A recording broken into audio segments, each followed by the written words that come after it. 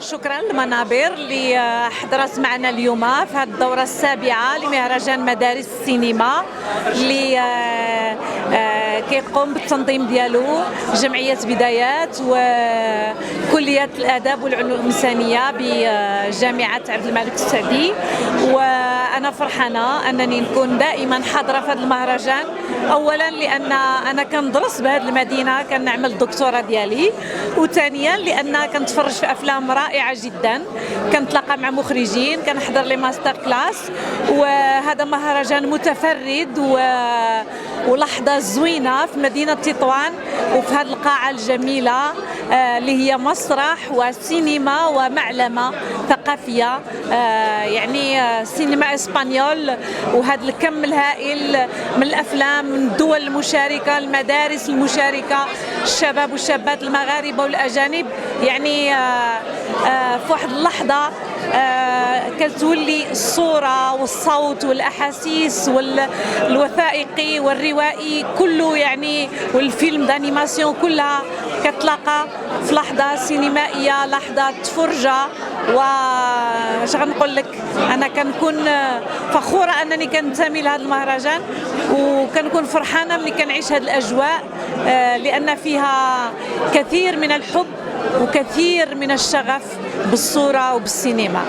انا دكتوره فدوى يقود، استاذ مساعد ورئيس قسم السيناريو بالمعهد العالي للسينما بالقاهره. انا سعيده جدا اني موجوده هنا في المغرب، اخواتنا واشقائنا. انا حابه قوي المغرب بصراحه، انبهرت بالمكان، المدينه جميله قوي قوي قوي، واعتقد ان كل مدن المغرب بالجمال ده. الناس جميله، الناس يعني حبوبه يعني بالكلمه المصريه. لقيت طاقه حب حوالينا في كل مكان، لقيت هدوء قوي، الناس ما بتخالفش القانون ولا المرور. انا معجبه جدا، بالاضافه طبعا للمهرجان اللي انا بمثل مصر مع وفد مصري، بمثل المعهد العالي للسينما. انا اتفاجئت بالتكريم بصراحه، يعني احنا كنا جايين كضيف شرف المهرجان، هنعرض مجموعه من الافلام ومعايا ولاد من ابناء المعهد، لكن اتفاجئت دلوقتي لما الدكتور حميد قال لي ان انا هستلم درع تكريم من المهرجان للمعهد العالي للسينما.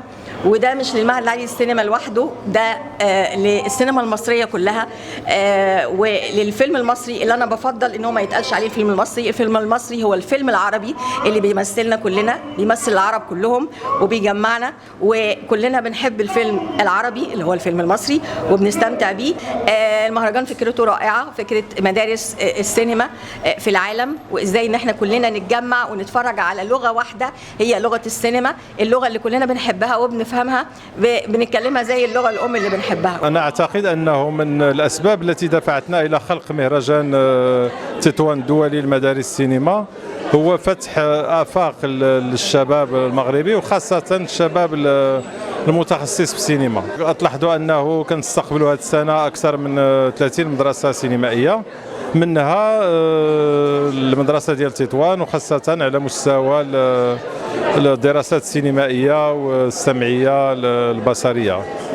بحال اللي قلت قبيلة، سنة استثنائية لأننا كنستقبلوا طلبة من تونس، من بوركينا فاسو، من إفريقيا، من العمق الإفريقي المغربي، من مصر اللي هي واحدة من أعرق المدارس السينمائية، ومن شيكاغو. كتلاحظوا واحد النوع ديال أنه المغرب كيلعب هذا الدور ديال التلاقي ما بين إفريقيا، العالم العربي والعالم الأنجلو ساكسوني.